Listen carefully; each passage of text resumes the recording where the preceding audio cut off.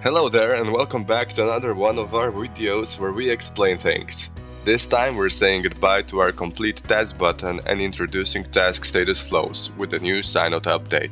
You will now be able to track the status of your tasks more precisely.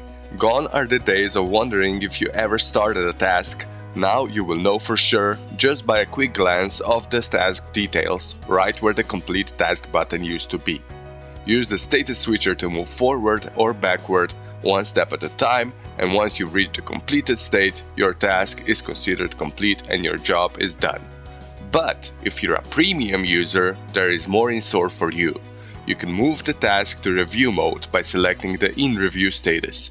This will log the task and prevent further editing. You and your colleagues will then be able to sign the task, and once at least one signature is given, the task can be finalized by moving it to the done state. You can also view the whole flow directly.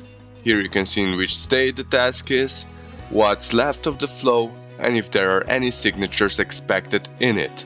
But that's not the only place you can see the status of a task. We also updated the task cards in the canvas view so you can have an even better overview of your progress there, and keeping in line with the changes, the current task section was updated as well. And now you can filter your tasks specifically by each individual status or a combination of any of them. Thank you for staying here with me. Matthias signing off.